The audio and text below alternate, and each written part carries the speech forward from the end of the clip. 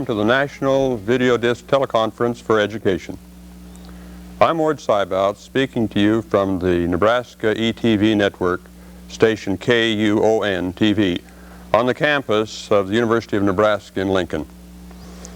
This teleconference is being presented in conjunction with the National Videodisc Symposium for Education. The first such symposium, designed especially for educational users of video discs, was held in Lincoln, Nebraska in the fall of 1986 and was co-sponsored by the Nebraska Videodisc Group, the Division of Continuing Studies at the University of Nebraska, Lincoln, Teachers College of the University of Nebraska, Lincoln, and the National Association of School Boards. The second symposium for users of video discs in education was just recently held on October 5 to 8 in Lincoln, Nebraska. This second symposium was combined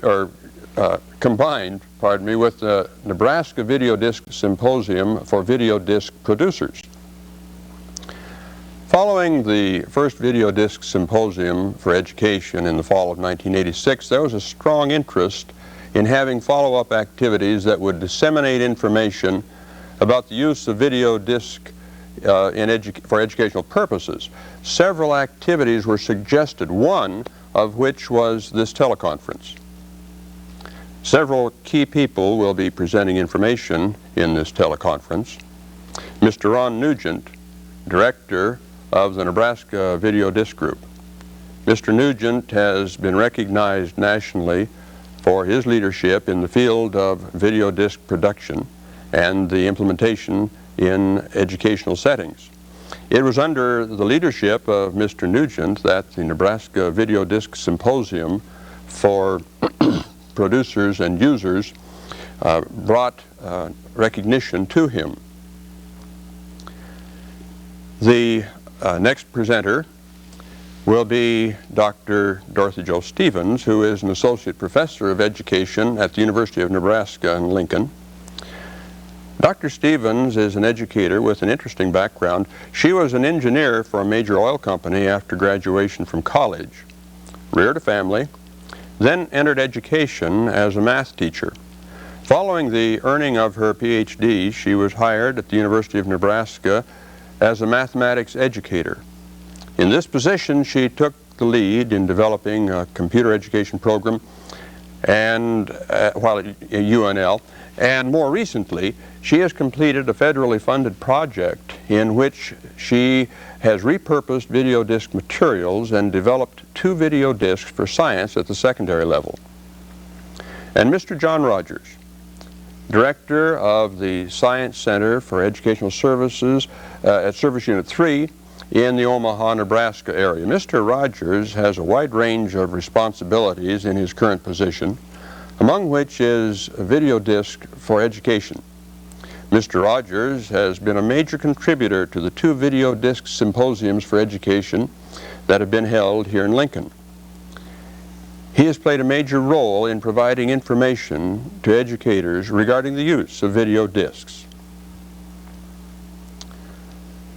In this conference, we're going to do several things to introduce you to what is taking place in the area of video discs in education.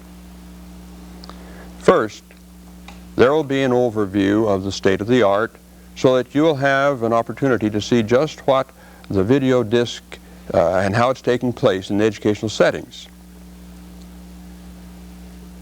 In the second session, information will be presented on educational video discs and how to use them in the classroom.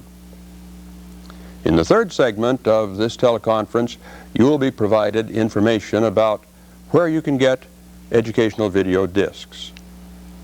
You will then hear a report on the agenda for implementing video discs into the educational system that was developed at the Symposium for Educators in 1986, and a follow-up of what transpired at the second symposium conducted earlier this month. The first portion of this teleconference will provide you with an opportunity, the fourth or final portion of this teleconference will provide you with an opportunity to call in questions or give comments or points of view. and have your questions or comments addressed by a panel of experts in the area of video discs in education.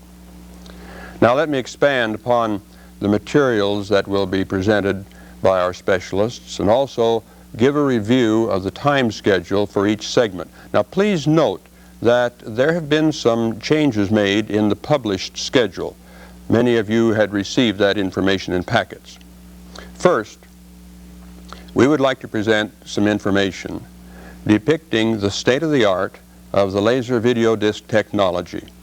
During this session that will run from 9:50 to 10:05 Central Time, Ron Nugent, director of the Nebraska Videodisc Group, and Martha Florence, also from the Nebraska Group, answer the questions: why does video disc technology hold promise for education? What does levels of interactivity mean in video discs? And what are the capabilities of some of the available video disc players and player systems? At 10:05 there will be a 15-minute break. At 10:20 and extending until about 11:45, you will see some illustrations of video discs in use. These pre-recorded segments of video discs in operation will provide you information about how this technology is being used in various settings. John Rogers and Ron Nugent have been responsible for pulling this information together for you. At 11:46, Ron Nugent and John Rogers will provide information about where to get educational video discs. They will consider both traditional and informal sources. There will be another break from 12:15 to 12:40. The report from the first Video Disc Symposium for Education, entitled Agenda for the Implementation of Video Discs or Laser Technology in Education, and the follow-up of the first symposium, which will include considerations and points of discussion that were developed at the second symposium just recently held on October 5th through the 8th, will be presented by Dr. Dorothy Jo Stevens from 12:40 to 1:15. Then it will be your time to call in to a panel of experts who will answer questions about video discs and their applications. To ask a question, call area 402-472-3126. The panel of experts will consist of Dorothy Jo Stevens, Ron Nugent, and John Rogers, who will be in the studios. They will be accompanied through a telephone linkage by Richard Pollock of MEC. Calls will be taken and questions answered from 1:15 to 2:55. We think you will find this teleconference interesting and informative. And now, let's review the state of the art.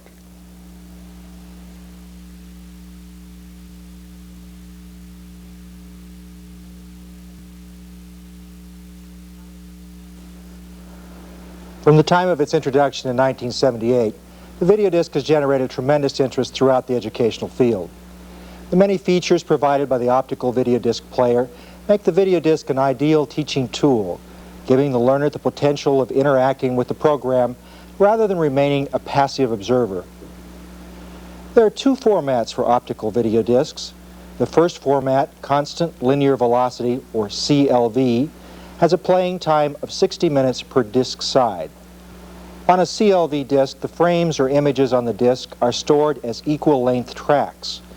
The inside tracks contain single frames of video, but the outside tracks contain 3 frames, allowing for 60 minutes of video per side. Most of the features that make video discs such an interesting medium for education are available only with the other format, constant angular velocity, or CAV.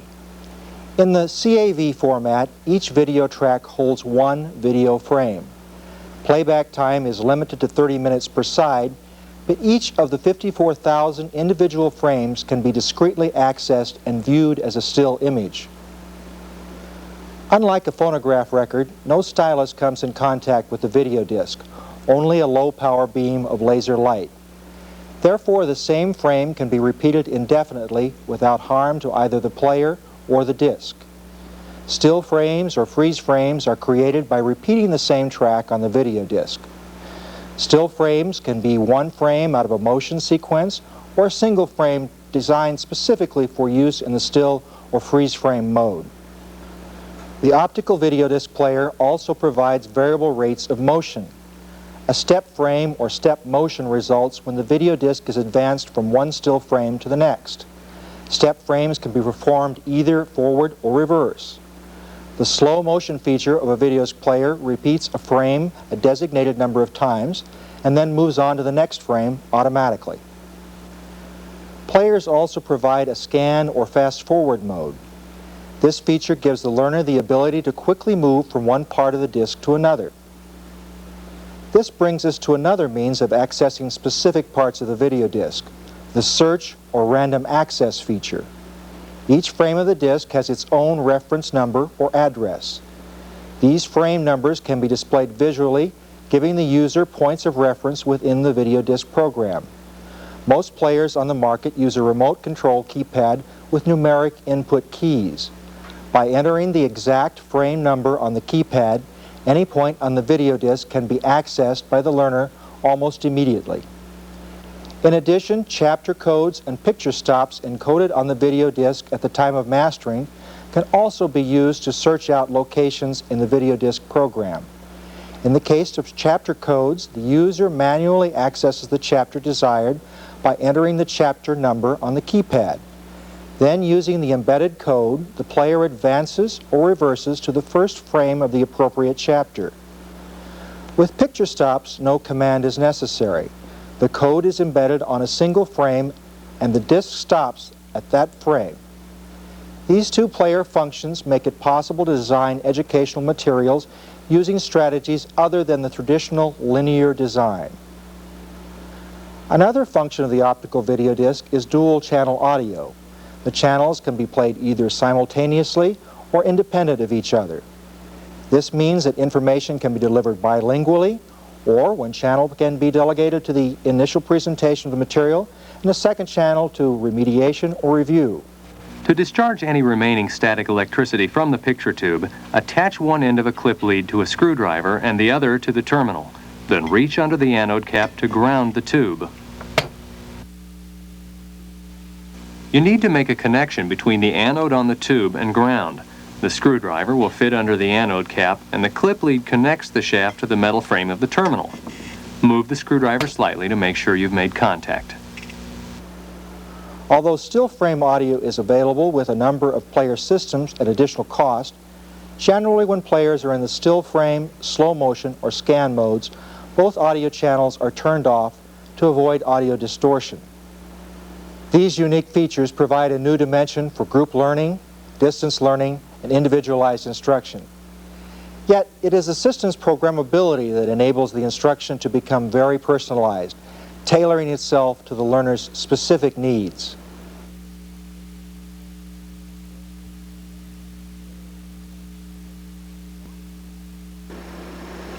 The advent of the video disc has rewritten the rules that traditionally applied to educational instruction. In an environment where interactivity once consisted of no more than an on and off switch and a volume control, students are now able to take an active role in their learning process. Aside from limitations imposed by hardware and software, the video disc interactivity is determined by the instructional design of the program.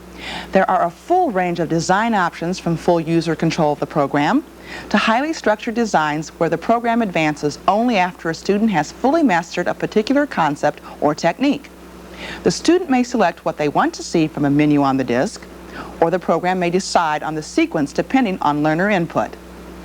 Total video disc systems are designed with specific needs of its intended audience in mind. Therefore, the level of interactivity is determined both by program design and the system that is utilized. Since some systems are more capable of interaction than others, programs and player systems have been categorized according to their capabilities for interaction. The basic video disc system is referred to as Level 1. The functions of a Level 1 video disc player include freeze frame, step motion, forward and reverse, slow motion, scanning, auto stops, chapter search, and dual channel audio. It has limited random access, no memory, and no programmable processing power. Level 1 systems provide what might be called manual interactivity, with the user determining the total course of instruction. Level 2 video disc systems provide all the capabilities of the Level 1 system, as well as limited programmability with a built-in microprocessor. There are two methods by which Level 2 discs can be programmed. Programming may be performed through player's remote control keypad. This method is useful for custom applications such as creating your own demonstration program. The other method uses encoded program dumps on the video disc. Digital program data is encoded on audio channel 2 and automatically dumped into the player's memory. Obviously, Level 2 systems increase a program's interactive capabilities. Whereas the sequence of a Level 1 program is determined by the learner, Level 2 programs can be programmed to respond automatically to the student's input. For example, a student may be initially presented with a list of questions designed to determine how much they know about a particular subject.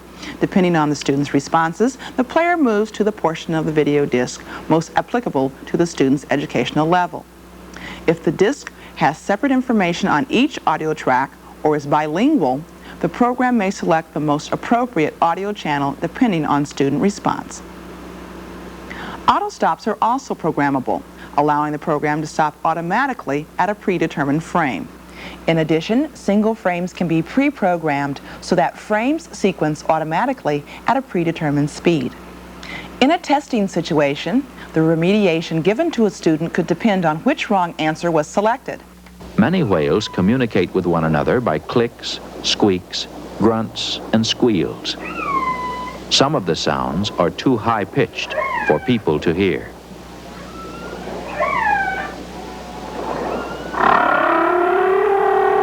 Unlike the Level 1 program, where the user essentially determines the program's sequence, Level 2 program sequences are determined by program design. In a Level 3 system, players are interfaced with an external computer. The basic capabilities of the system are the same as Level 2, but with increased flexibility and interactivity. The learner interacts with the video disc program through the computer.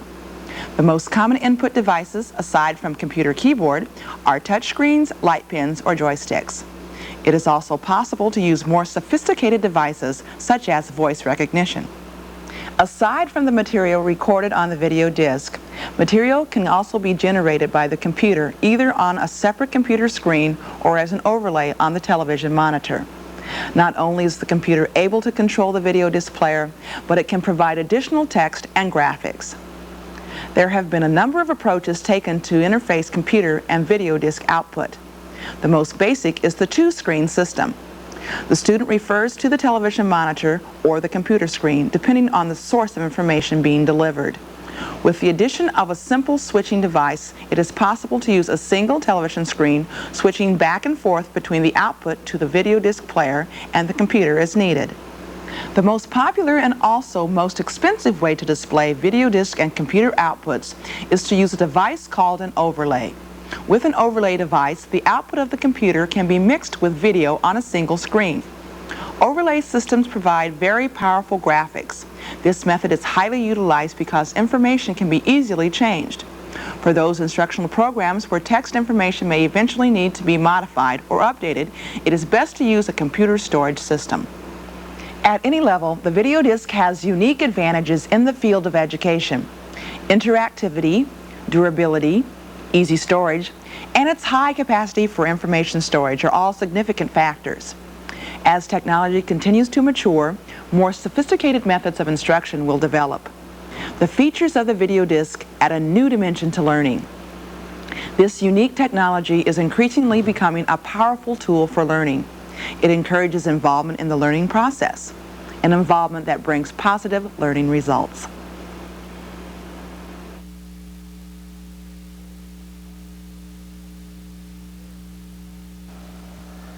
There are at least 9 video disc players currently on the market.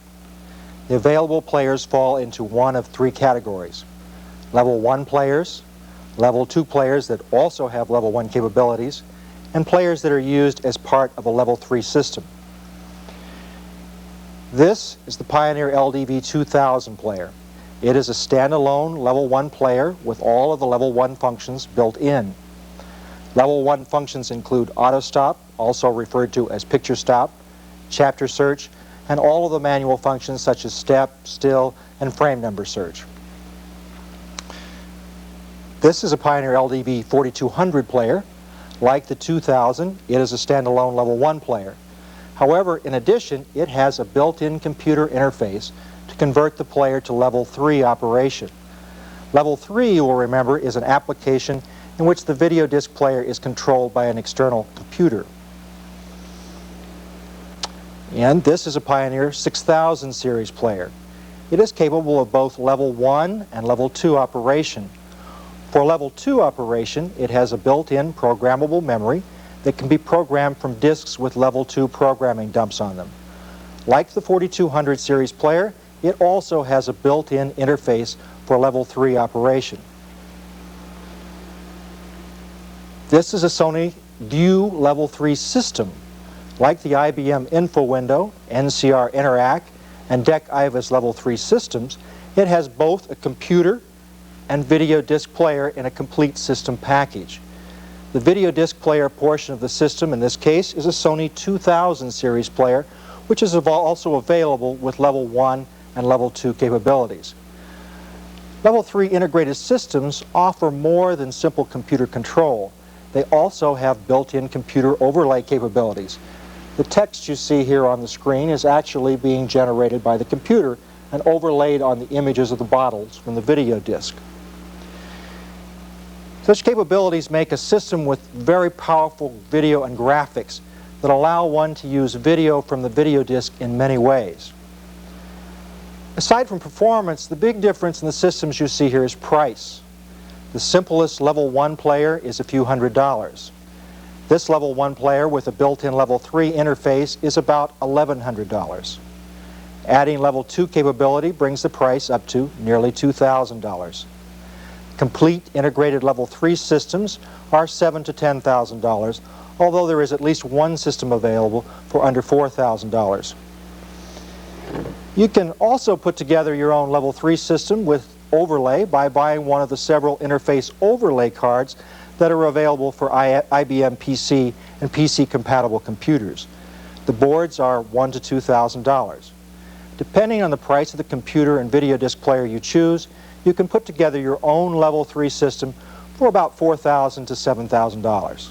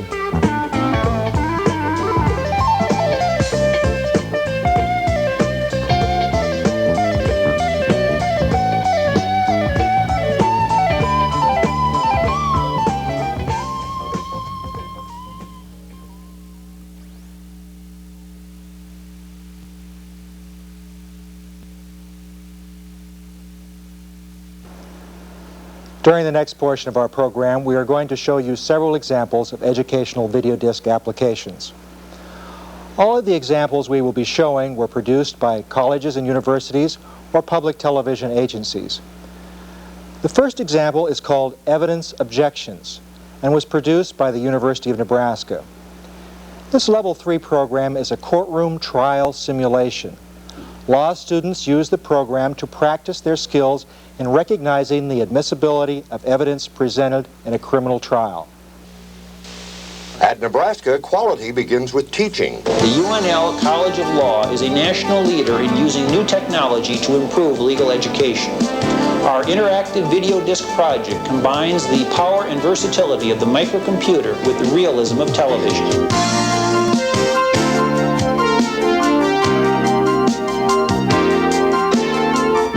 It gives law students a chance to actually perform as defense counsel in a simulated criminal trial, using the microcomputer to become involved in the television action. Is the government ready to proceed with the opening statement? Ready, Your Honor. You may proceed. The materials were designed to give each student an individual experience outside the classroom in recognizing evidence objections in a criminal trial in federal court. For each student, the trial begins with an excerpt from the prosecutor's opening statement. The trial was produced on location at the United States Courthouse, and the opening minute or two is an effort to make the exercise a realistic simulation of an actual trial. Ladies and gentlemen of the jury, on the morning of August 22nd last year, the Southwest branch of the Fifth National Bank in Lincoln was robbed. On that morning, a man entered the bank and walked to the teller's window. The man handed the teller a note demanding money and told her to give him the money or he would shoot. Then the trial begins with the first witness called by the prosecutor. Each student will see the same case, but the jury listening to the trial will not hear the same testimony each time. Please call your first witness. The government calls Alice Coyne as a witness.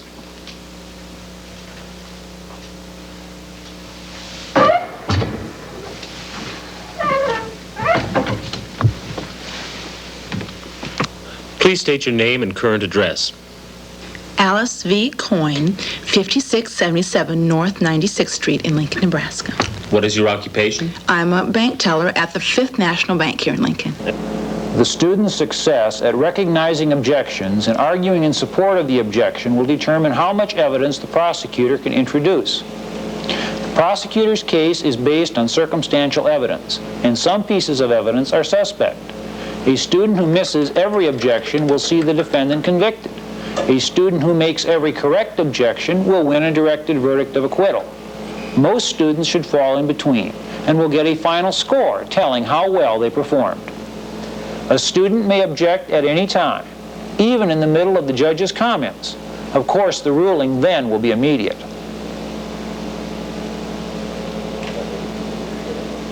To encourage students to get involved, the prosecutor makes an obvious mistake right at the start. Do you remember what happened on the morning the defendant robbed the bank? The student's ground for the objection does not have to be chosen from a menu.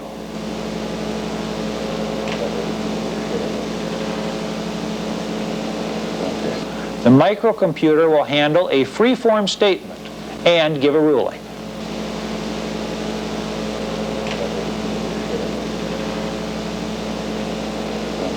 A successful objection keeps out the question, answer, or a whole line of testimony. The video disc permits the microcomputer to instantly edit the televised trial, so each student sees the correct parts.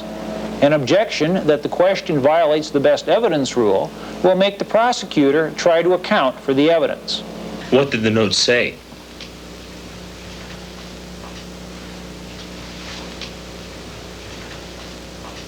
It will also test whether the student understands the objection well enough to stay with it and not be fooled by a false brush-off.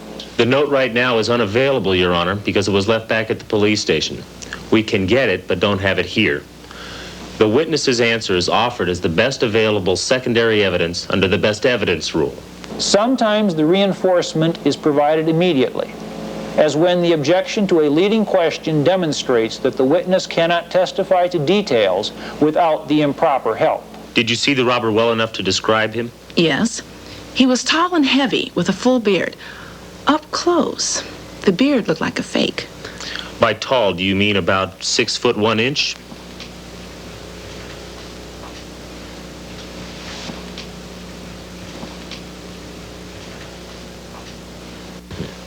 Can you describe anything more about the robber's features? I don't remember anything right now. This exercise is running in real time. If the objection is not made in time, the opportunity is lost. The scope of a later witness's testimony will depend on what the prior witnesses were allowed to say.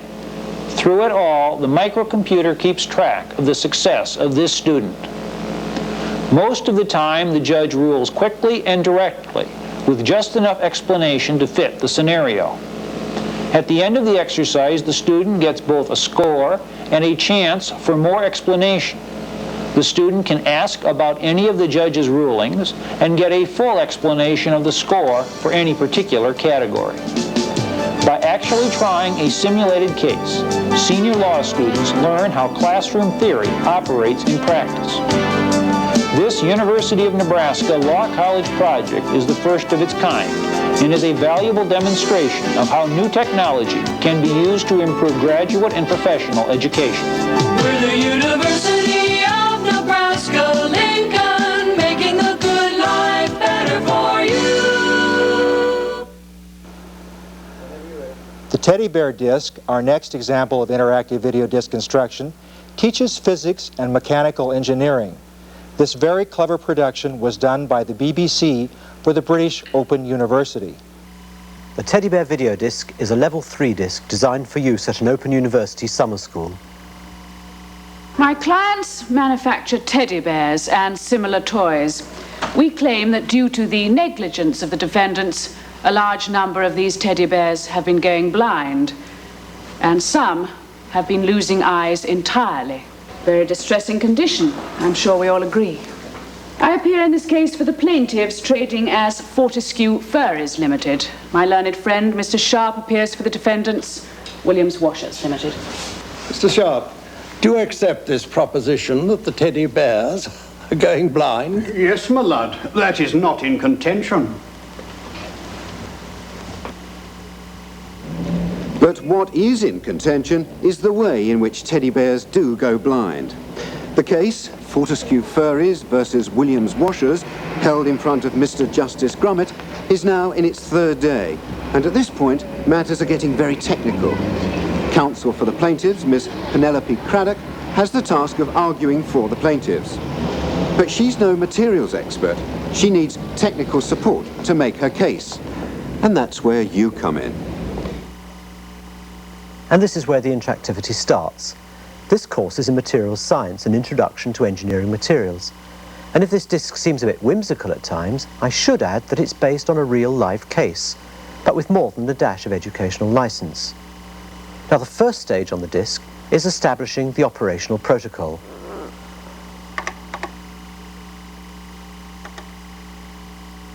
You're going to be asked to explain what happens to the teddy bear's eyes and why.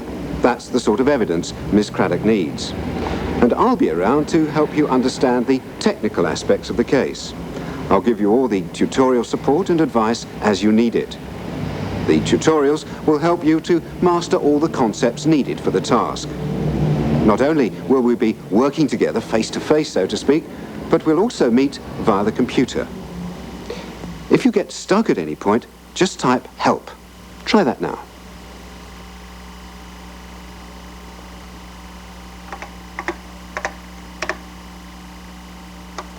The outputs from the computer are by teletext overlay, and what we're looking at here is just the protocol for running the disk. And I'll just skip through these very quickly, and you'll see they're just working instructions to help the student operate the disk. And in fact, by the workstation we normally keep hard copy as well.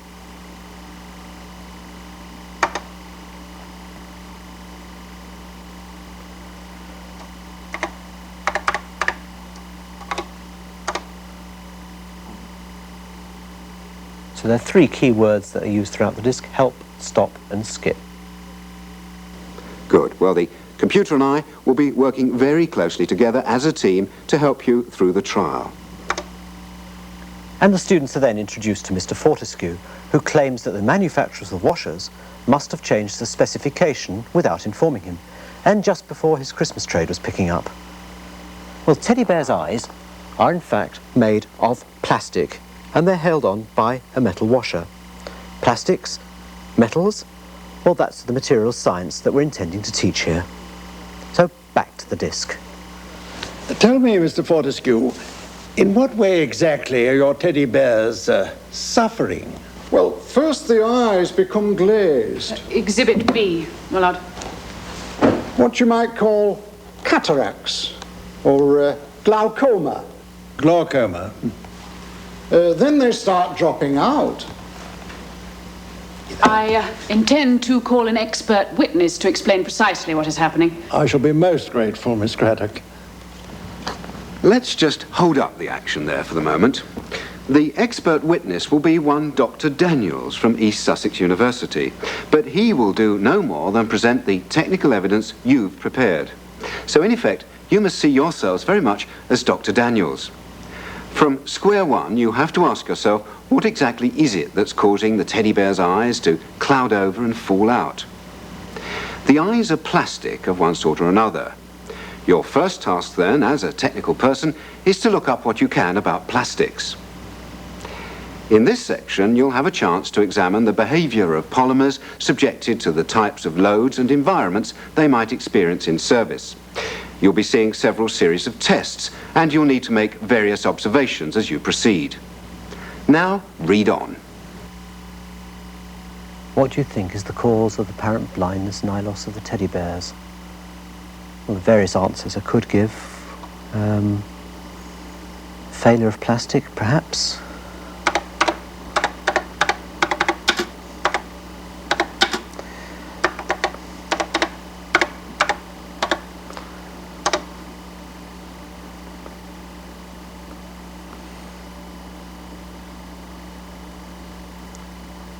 Glaucoma? They seem to look a bit, let's see, glaucoma, let's try that. Not so sure about my spelling.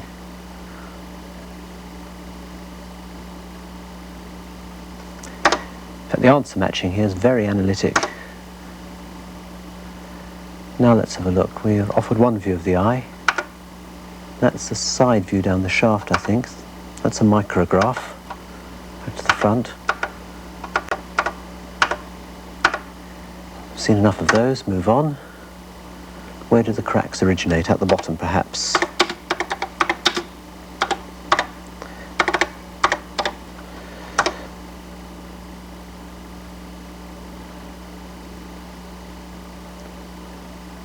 Oh, I see, yes.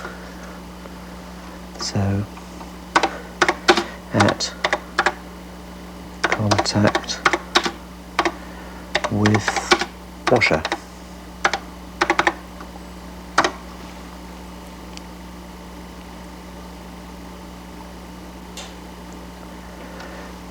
And I know from the course that the students have already been doing, they know all about stress. Spelling mistake there, but see how it copes with it quite well. So you see, after a period of passivity watching a piece of movie from the disc, the user is then expected to become more active via the computer. The authoring system, LaserText, was developed by the Open University's Academic Computing Service. The system is based on UCSD Pascal. Its strength, as you've just seen, is its generous answer matching scheme. And incidentally, we monitor student responses too on one of the floppy disks. This enables us to improve answer matching matrices annually after each summer school. One of the advantages of all the software not being on the video disc, but separate on floppies. Another advantage of teaching material science via video disc is that it enables large files of photographic and forensic data, such as micrographs, evidence of plastic failure and so on, to be readily available to students. The computer graphics combine with the video still frames to provide what is, in effect, a tutorial on plastics failure. And in the end, the students will have assembled enough information to be presented to the court.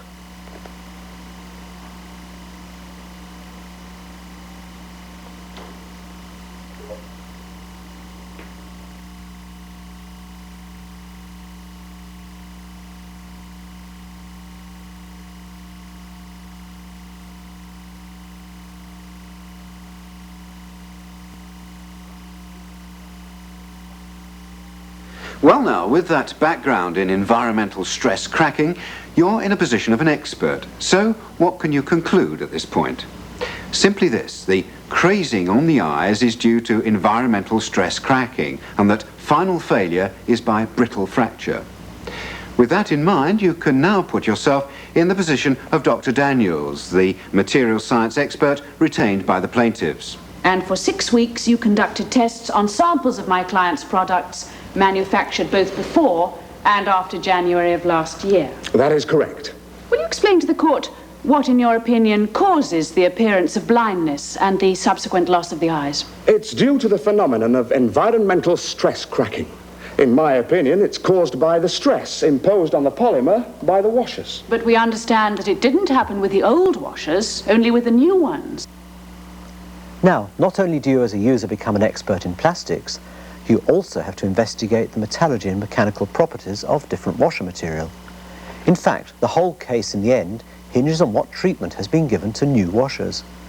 So here you're offered various tests on washers. Here's just one. A standard test on metals is to measure the hardness.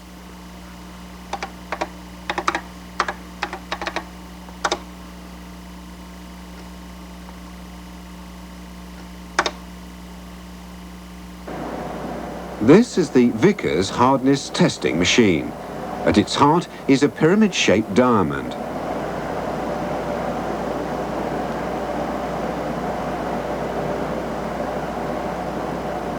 This is a specimen of washer steel. And it's the penetration of the diamond pyramid into the steel that gives us a measure of the hardness.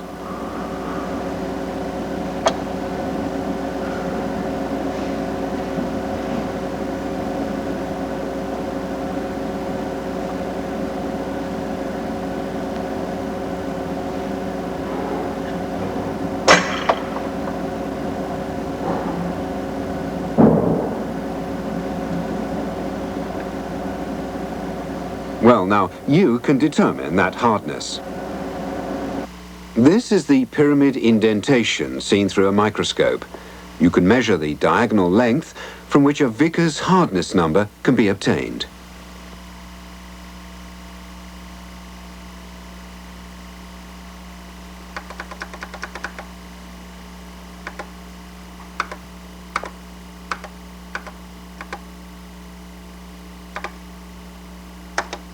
.390 for that diameter. And I've got to measure the other diameter as well and take the average.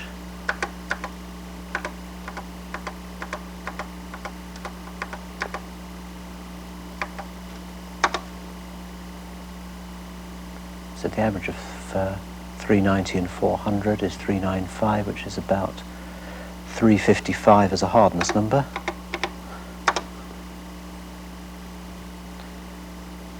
They tell me the hardness of the material used for the washers is only 220, so clearly something's wrong. Well, Sharp should be cornered this time if the evidence you've assembled can be presented adequately in court.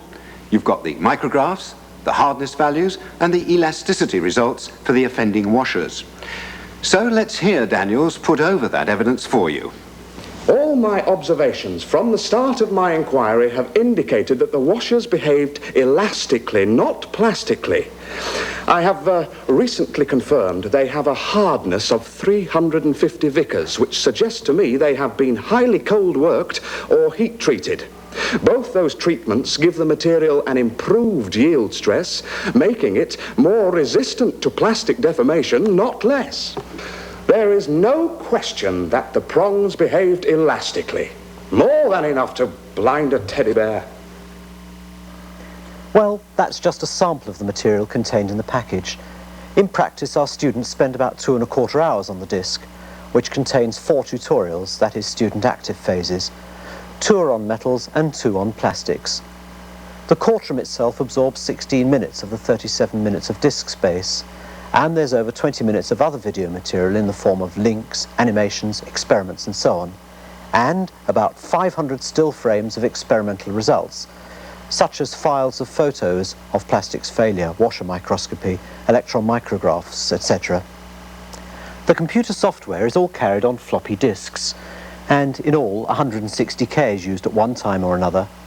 And as I mentioned earlier, we can make modifications to the program, such as improving answer matching. One thing we can't do is alter the video disc content itself, only the way in which we access it and use it. But does the whole package work?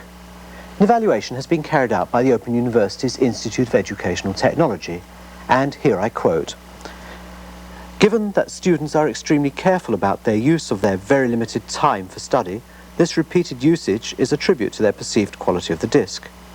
What they liked was the form of the method, the continual interrogation, and the variation in presentation." And it goes on to say, "We can conclude, therefore, that whatever its actual value, the perceived value of the method was high." And a subjective comment from one of the assessors of the exam taken by students 3 months after the summer school was that he felt students seemed a bit more confident in answering questions on plastics than in previous years. In fact, that's why the disc was produced in the first place, to improve the quality of plastics teaching in the course.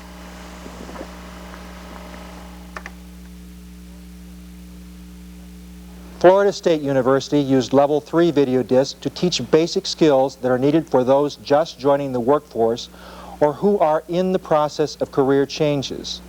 The series of programs is called appropriately Employability Skills.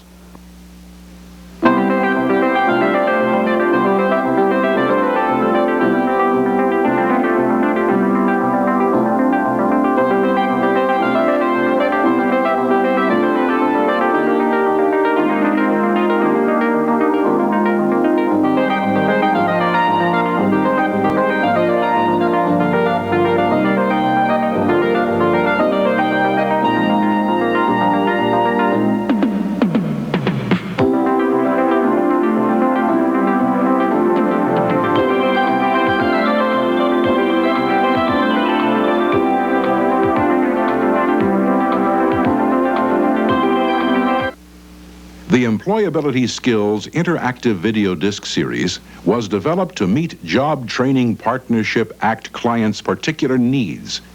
Using a clear set of goals and objectives, instruction was developed to facilitate learning in a non-threatening environment. Each lesson allows a learner to proceed at his or her own pace through tutorial segments and simulations. Throughout the series, appropriate and inappropriate behaviors are modeled. My wife bought these golf balls the other day, and I was wondering if I could exchange them for another brand. What? Learners are asked to select appropriate actions and are shown the consequences of their choices. My wife bought these golf balls here the other day, and I was wondering if I could exchange them for another brand. Certainly, sir. What brand would you like? The lessons allow learners to experience positive outcomes while being exposed to over 100 different occupations.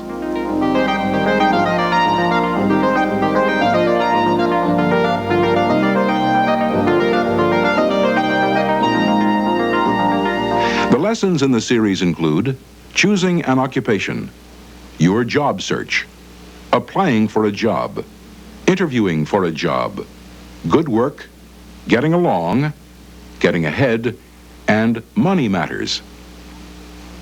Your job search teaches how to identify and make contact with possible employers and emphasizes perseverance. Learners are guided through making a personal fact sheet that can be used to complete a job application form. The simulation gives learners the opportunity to help Fran get a positive job lead by selecting and practicing the action steps taught in the body of the lesson. Hi, you wanted to see me? Yes, I wanted to ask about the Help Wanted sign you have in the window. Oh, I don't have anything open at the moment. We just filled our waitress job yesterday. But your sign says that... I know. I left it up because we'll be hiring again in a couple of weeks, if you don't mind waiting. Oh, I see. I'll be glad to come back in 2 weeks. All right. In the meantime, fill out this application. You can leave it here at the counter. Thanks, I will. Okay. Bye. Goodbye. Applying for a job provides learners with an understanding of the job application and screening process. You may need to take a test in order to be considered for the job. You might be asked to take the test when you go apply or have it scheduled separately. Learners are walked through the steps to properly completing a job application. Most forms ask for your last name first, then your first name and middle initial. Give your full real name, not a nickname. In the simulation, learners help Mark identify job leads. Excuse me, what's this line for? Mana Inggris barat nisna. Oh, sorry. Well, that didn't help too much. Apply for a job and successfully complete a screening interview.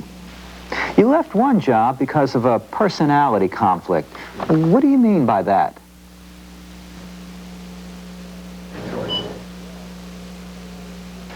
Well, sometimes we didn't agree about my work, so I decided to look for a better job. Well, that happens. The good work lesson identifies and stresses the importance of good work habits and shows learners what to expect in their first days on a new job. The getting along lesson stresses the importance of good employee interaction with customers, co-workers, and supervisors. The simulation places the learner in a pizza delivery job where he or she must choose how to effectively handle an incorrect order. Okay, deliver this pizza to 413 Pepper Drive right away. Well, it's about time. Let me see this. What's wrong with you guys? This isn't right. The Getting Ahead lesson encompasses job-related decisions which enhance an individual's career growth. The importance of planning and the individual's responsibility for climbing the career ladder are key elements. Layoffs and promotions are also covered. The Money Matters lesson provides learners with an understanding of the importance of good money management skills, the variety of payment plans available, and wise shopping tips. In the buying game, learners apply wise shopping tips by watching a series of advertisements and selecting between two similar products. Which car do you want to buy? Select the number of your choice. The series has proven to be successful in field testing with a wide variety of learners from various academic and socioeconomic backgrounds. Success is due to the partnership between government and employers, the team approach to development, and the over 150 businesses contributing information, props, and locations for production.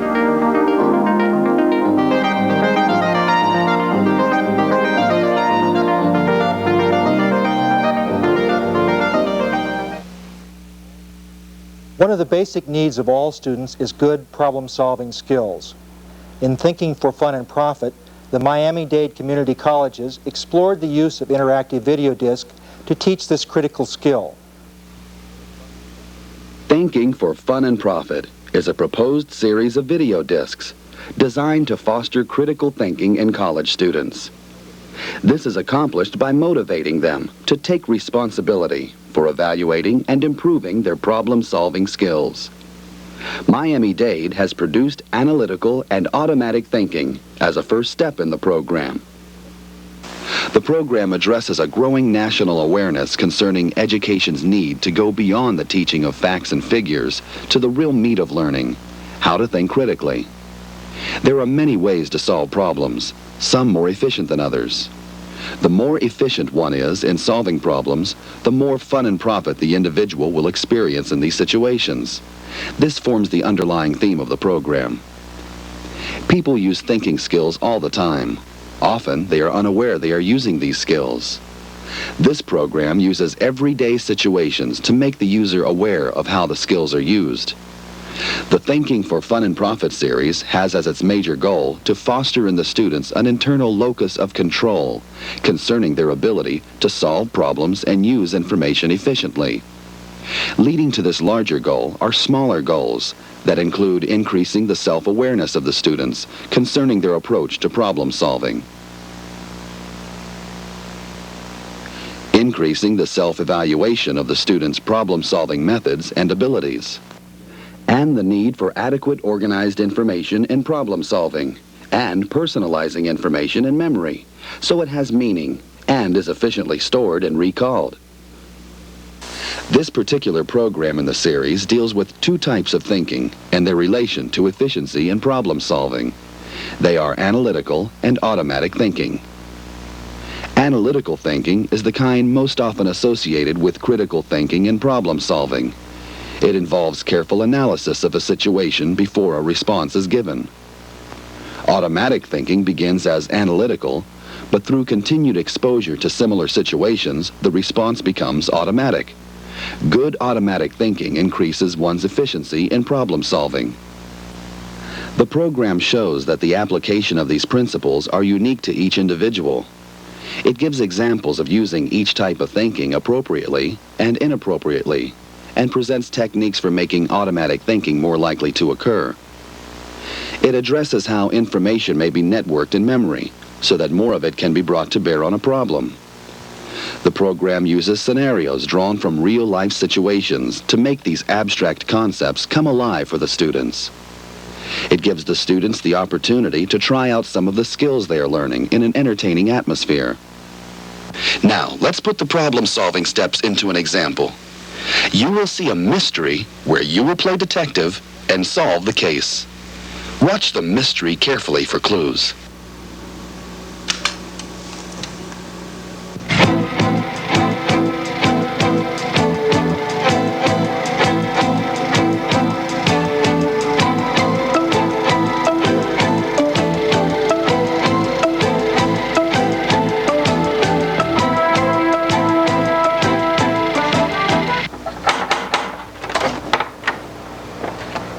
Hi, Bob. Jim's out by the pool.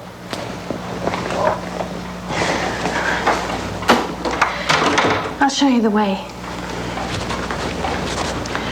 Would you like to have a drink? No, thanks. I hope he's awake. He took a tranquilizer after lunch.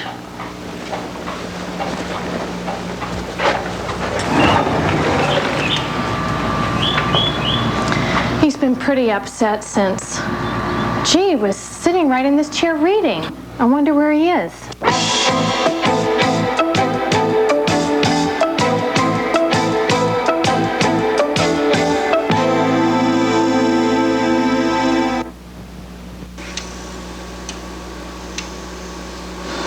You are the investigator. It is your job to gather information and determine the cause of death. If you think it is murder, you must have a suspect. Butler did it. What do you want to do? Let's inspect the scene of the crime. I'll go for that. That's what they do on TV, right? The table? Right. That's right. He was reading, wasn't he? No. He wasn't? No. You see a book? His wife said that he was reading. Right. So that's what they're telling us. There's no book on the table.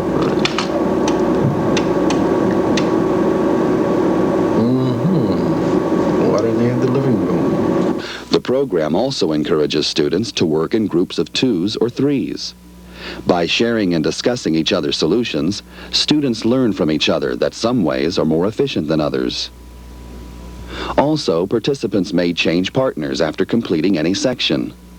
This flexibility and peer interaction illustrates the unique nature of an approach to presenting the problem-solving strategies. Peer interaction takes on 3 forms as the students go through the program. In the first type, students are asked to answer the same questions independently, and not to discuss their strategies until after each has done so. This is the most limited form of interaction, but it is important for the students at this time not to be influenced by other views. The second type can be found in the exercise section of the program. Students are exposed to different kinds of problems which may be found in the academic environment. Here, a student is randomly selected to answer a question and explain his or her solution to the others. The other students are given the opportunity to agree or disagree with it. If any student disagrees, these students supply their own answers. This form is much more interactive than the previously described one. It gives the students a chance to have their strategies examined and compared to others. It may also show the value of not blindly following someone else's lead. No, that'd be more like gas. Gas? Gas to a garden. See, what's a car? It's a fence is more like a bumper. Yeah. Plant is... The fence protects the plants, the garden. I think so. Just like the bumper protects the car. Yes. In the third kind of answering, the program expects students to give only one answer. This means that students working in groups must come to a consensus concerning the correct answer. Peer interaction is expected to be at its highest here, as the response will be recorded for all students. 75. 75 it is. 75 gonna be too low, too high, too low. That's not good. Okay. Try 95. No, that'll be too low also. Go for a number between 1 and 75. They said 150. 50. 50. 50 gonna be too low. No, the number is lower than 75. I guess make it 50. Yeah. In summary, Thinking for Fun and Profit takes a unique approach to fostering a desire in the student to improve their thinking and showing them the techniques for doing so. It attempts to instill in the students the importance of an internal locus of control concerning their problem-solving skills. In other words, they are encouraged to take responsibility for improving their own thinking skills. The Learning Style Survey was produced by the Central Piedmont Community College in Charlotte, North Carolina.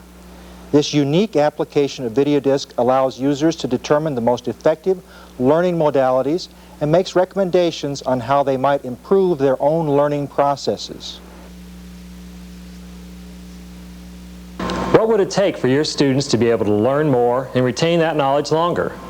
25 minutes with the Learning Style Survey. 25 minutes is all it takes to complete the Learning Style Survey. It tells your students important information about how they can learn more efficiently.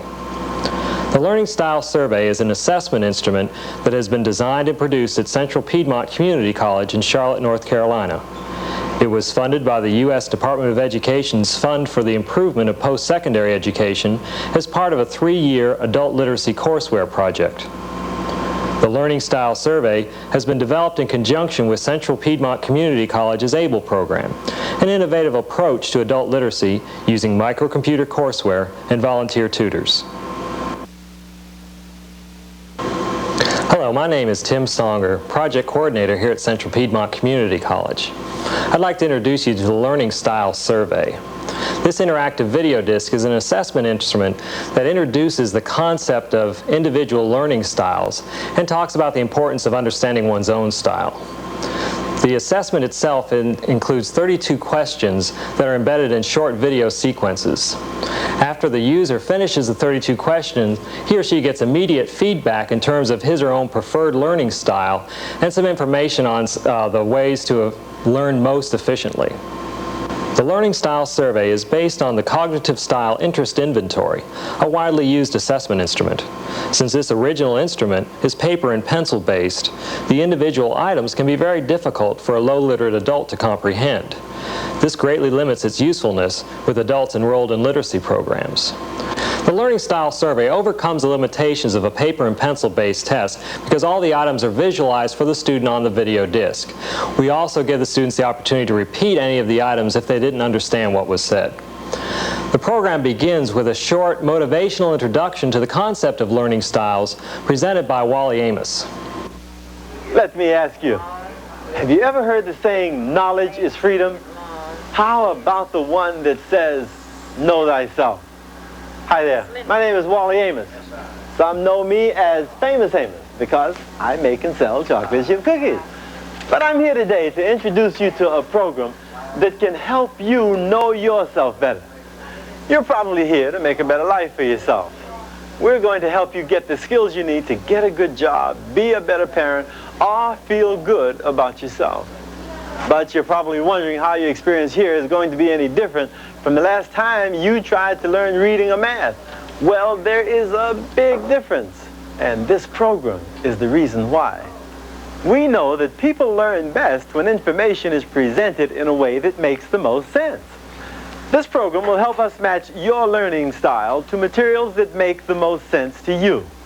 By answering some questions about yourself in the next few minutes, you will get an opportunity to learn more about your personal learning style. What you learn today will make learning a lot easier, and I guarantee you, a whole lot more rewarding. After the introduction, the students are introduced to several characters that they'll follow through in a typical day in their lives. The actions of these characters make up the basis for the 32 questions. Let's look at a few of these questions now. 1 at 2 for 79. Total comes to 422.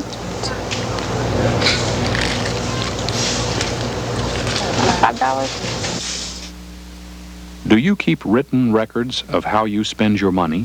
If you can be the first to name the artist and tell me the year this song hit the top of the charts, you'll win dinner for two at Moretti's. The number is 555-2429. Hey, Mike, isn't that the song they played so much the year we graduated? I know this song.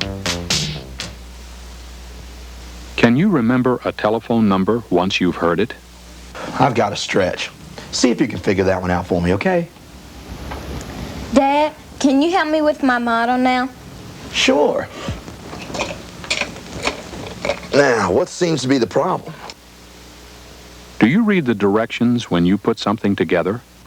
The student responds to each question by either touching the screen or the keyboard.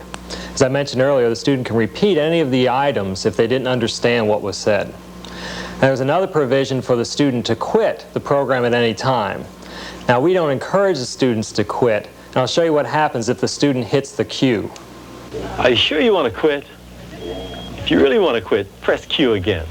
But if you want to return to the program, just press the space bar. After the student responds to all 32 items, the microcomputer immediately tabulates the results and branches them to an appropriate feedback section. The feedback tells them basically what their learning style is, their preference for visual or auditory materials, and gives them real specific information on how to learn more efficiently. Let's look at one of these branches now. From the answers you've just given, it seems that one of your strengths is the ability to get information from listening to people. You prefer to learn new skills by listening and discussing the new information with someone else. Lectures and audio tapes are a good source of information for you. Because hearing spoken words is a key to your success, you will learn faster if you use techniques that allow you to hear the words you are trying to read. Here are some good ways to make that happen. Read books that have audio tapes with them, so you can hear the words as you read them. While you are reading something new, whenever possible, read out loud. Discuss what you have been reading with your instructor, one of your family members, or other students. We've just completed a national field test that shows the strong validity and reliability of this interactive video disc assessment instrument. The Learning Style Survey has proven useful with low-literate adults as well as ESL students. We've got versions available for both the Sony View system and the IBM Info window. Now, if you'd like more information about this program, please contact me, Tim Songer, at Central Piedmont Community College in Charlotte, North Carolina.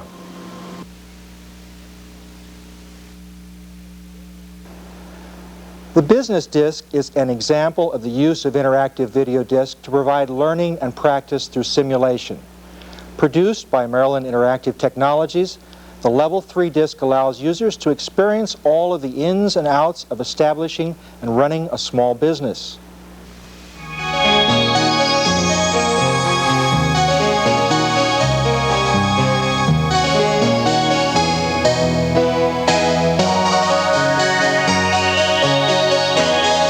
Welcome to the future of interactive technology, and the future of thousands of new businesses whose success will be shaped and molded by what you see here. Despite the fact that we're living in the age of the entrepreneur, the odds are still pretty formidable for those starting their own business. 2 out of every 3 of them will fail in the first 2 years of operation. Until now, there wasn't much that could be done to improve the odds. Until now, there was no easy way to organize and present all the legal and accounting details and all of the paperwork that's involved with owning a business. Until now, there were no shortcuts to gaining experience in the marketplace, to developing and trying out a business plan, to modifying it to work better. Until now.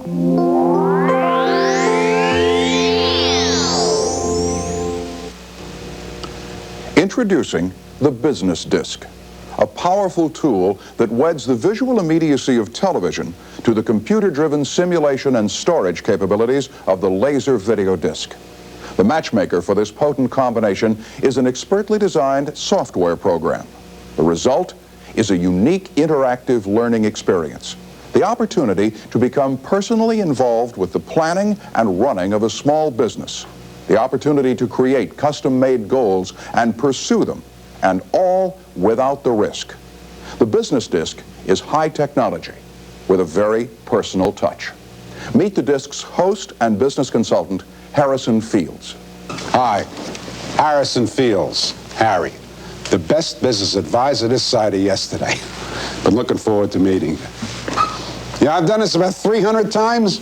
Every time I start out, I get a charge. There's nothing like helping someone start a business. Come on in. Invite entrepreneurs in to meet Harry. They'll have a confidential, risk-free experience that can change their future and improve their odds for success. Why spend hours of valuable time reviewing the basic business facts for each would-be entrepreneur when technology offers a much easier way? The laser disc and computer unite to respond to the user's special needs. Each encounter is unique. Every combination of decisions will lead the user through different paths of live action, animation, graphs, and computer programs. The arduous task of teaching and learning is transformed into an exciting, individualized experience. During part one, the planning phase, Harry introduces us to a team of professionals and business owners who are at our bidding to offer guidance and suggestions. For example, to help users decide the kind of business that's best for them, former clients of Harry will offer insights into manufacturing. Now, the first thing you're going to have to know is your market. Will it sustain your manufacturing process? Or retail sales.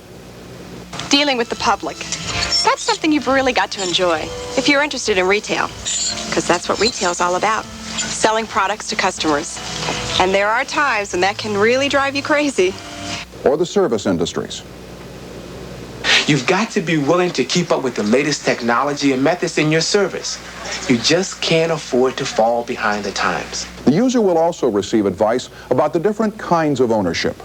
Tony Fargo owns a beauty salon and knows what's involved in being a sole proprietor. And it's the simplest way to run a business. You take one person like myself or a married couple. They hold all legal rights and responsibilities. Partnerships are another matter. Harry can put you in touch with people like Jim and Barbara, whose advice on partnerships can alert users to common pitfalls. Most people have difficulty finding the right partner. But that's not even half the story. This computer-driven experience is more than a catalog of helpful advice and information. The program's computational capabilities perform a variety of spreadsheet functions, like a personal income statement. The user simply enters the information and the computer tallies the results. And the design of the system helps ensure confidentiality. Payroll records are also a snap for the computer. Once the work hours are set for the employees, the user need only enter hourly salaries, and the computer calculates typical federal and state taxes and FICA. The computer becomes an invaluable resource for the entrepreneur. It's always ready to work. Its patience is limitless. And since it doesn't have to take breaks or answer the phone, it can focus on getting the task done. Helping an entrepreneur learn how to develop a business plan would normally be a time-consuming and tedious task, but not if you have the business disc to help. Each person will experience only a portion of the many possible events contained on the business disc.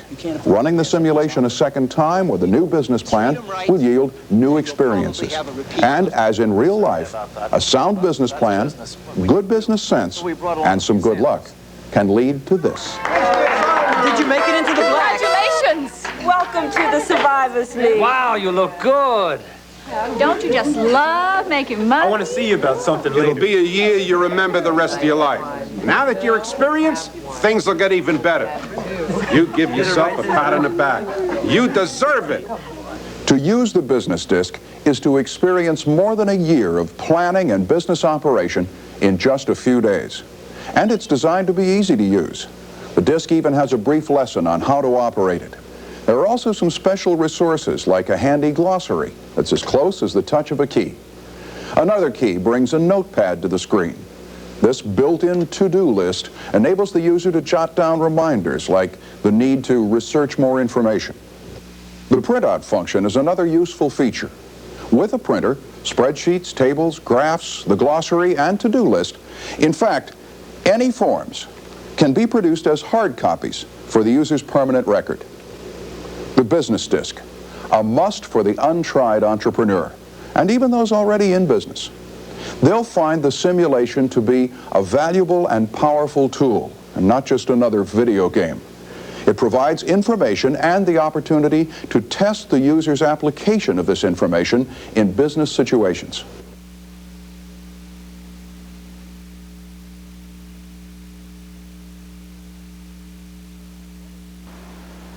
One of the leading producers of interactive video disc at the post-secondary level is the University of Iowa. Iowa has produced discs in a wide range of subject matter areas, both for use on their own campus and for external audiences. This next segment shows how they have organized internal resources to develop many outstanding video disc products.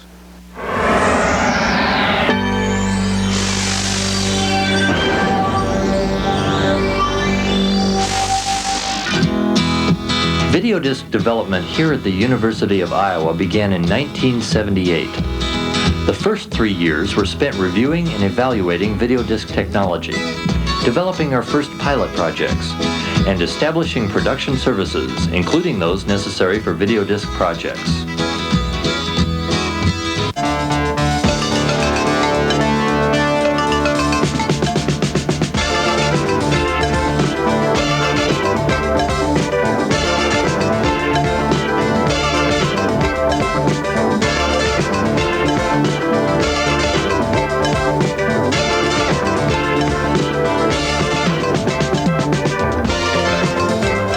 Emerging on campus in the 1970s was the Computer-Assisted Instruction Laboratory and the Video Center. Both received development funding from the university administration. Spearheading the effort was the Vice President for Educational Development and Research. He explains how development of new services begins. I don't know that an administrator is very good at identifying what needs to be done. You really do have to bet on people. Creative people, they develop a track record. You invest a little sometimes when they're just starting out. If that works out pretty well, you invest some more. And then you do everything you can to help them to do what it is that they want to do. Because as an administrator, you don't have any particular insights as to what needs to be done. A new unit's position in the university structure and perspective regarding university needs are very important for success. The charge given the CAI Lab and the Video Center was to provide services to the entire campus. Having this broad perspective assures continuity of programs and services, even if key individuals change.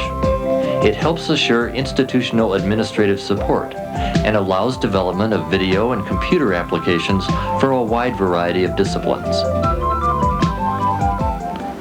A problem that we have in educating dental students and dental hygiene students is availability of patients with unusual or relatively uncommon problems. Although our students see a number of patients in their clinical activities, most of these patients have relatively few and very common clinical disease problems. In our department, we have to test how well hearing impaired individuals understand speech. To do this, we present them with a number of sentences, and then they repeat as much as they can of each sentence. The specific problems we faced in designing this test was, number one, we needed a way to present a large number of sentences. Number two, we had to do this in a very short period of time. And number three, we had to randomize the orders of the sentences every time we presented the test. The mission of PICS is to bring authentic foreign television materials to American university and college students. The difficulty with these materials is that they are hard to listen to. They're authentic broadcasting from networks, and the language is difficult. Let's get the keywords for that sentence. Okay. Vision, administrative support, position in the university structure, all are crucial ingredients for success, but just as important is access to services. It profits no one to create video disc capabilities and then price them beyond the grasp of the faculty. Consequently, activities of the CAI lab are subsidized. A video production fund supports the development of faculty projects produced at the Video Center.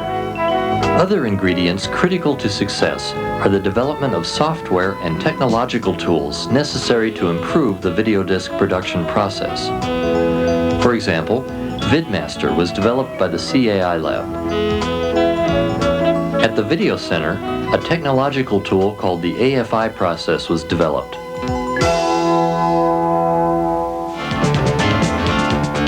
What's the return on all this investment? Development of ever-improving instructional delivery systems that support the faculty, and training programs that impact our lives. Here are a few examples of how Videodisc has affected instruction and research at Iowa. Our students in their normal clinical activities see on an average 1.8 patients per day. We found that with Videodisc simulations, they were able to complete 4 to 5 simulations in a 4-hour period. Laser video disc technology helped us to solve these problems in several ways. First of all, we were able to store a large amount of material on the disc. Secondly, we use a computer-controlled touchscreen. What this means is that the patient sees a sentence, repeats as much as he can of the sentence, and then touches the screen for the next one. Thus, presentation rate is controlled by the patient response rate. When we used video technology, which we did before this, we had to space the sentences at 20-second intervals, or for the slowest respondent, and thus testing took quite a long time. Finally, because our testing setup is computer controlled, we can randomize the sentences in a different order every time we do the test. The addition of Videodisc allowed us to add the element of control, of fine-tuning to the replay of authentic international television. This means that students can actually play authentic TV, obtain transcripts, obtain keywords, play individual sentences back with complete control over that flow of the video. The students are very enthusiastic about the video disc because it gives them access to the images that they need to study. Over the course of a semester in the School of Art and Art History, those students may see hundreds or even thousands of slides. For exams, they need to study those. For research papers, they need to be able to look at the images, and the video disc gives them that opportunity. For faculty, the video disc is very, very useful for research. As an example, I have a collection of 7,000 slides of my own research in Burkina Faso. Those are on paper mounts and steel boxes, which are very difficult to get to for comparative purposes without risking damaging the slides. And the video disc gives me that same visual material easily accessible without the danger of damaging the slides. What's the formula for success in Videodisc? Vision. University administrative support. Persistent development of centralized services that are used campus-wide. Subsidized access for faculty. And a lot of creativity and hard work. The University of Iowa, lighting a path to the future from the heartland of America.